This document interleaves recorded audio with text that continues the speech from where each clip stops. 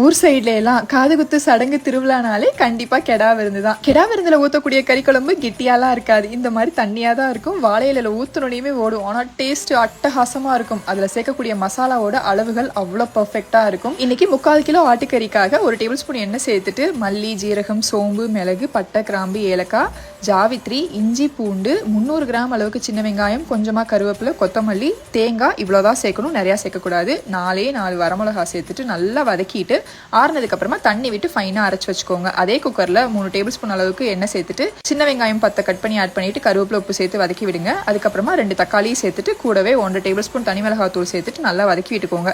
அளவுகள் எல்லாமே கிளியரா வீடியோவோட சைட்ல அதுக்கப்புறம் டிஸ்கிரிப்ஷன்லயே கொடுத்துருக்கேன், கண்டிப்பா செக் பண்ணி பாருங்க.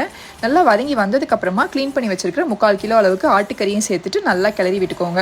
கறியை எண்ணெயிலேயே ஒரு 2 நிமிஷம் வதக்கி விட்டதுக்கு அப்புறமா அரைச்சு வச்சிருந்த மசாலா மிக்ஸி ஜார் அலசின தண்ணி சேர்த்துட்டு நல்லா மிக்ஸ் பண்ணி விட்டுக்கோங்க. இதுக்கப்புறமா உங்களுக்கு தேவையான அளவுக்கு தண்ணி சேர்த்துக்கோங்க. நான் சொல்லியிருக்க மசாலா அளவுகளுக்கு தண்ணி நிறைய விட்டு செஞ்சாலுமே டேஸ்ட் சூப்பரா இருக்கும். இல்ல எனக்கு இந்த அளவுக்கு தண்ணியா வேணாம்னு நினைக்கிறவங்க தண்ணி கம்மி பண்ணிக்கோங்க. நீங்க வாங்கியிருக்க ஆட்டுக்கறிக்கு ஏத்த மாதிரி விசில் விடணும். மோஸ்ட்லி 5-6 விசில் கறி நல்லா வெந்து வந்துடும். ப்ரெஷர் ரிலீஸ் ஆனதுக்கு அப்புறம் சூடான வெள்ளை சாதத்தை அப்படியே வாழை இலையில போட்டு இந்த குழம்பு ஊத்தி சாப்பிட்டு பாருங்க.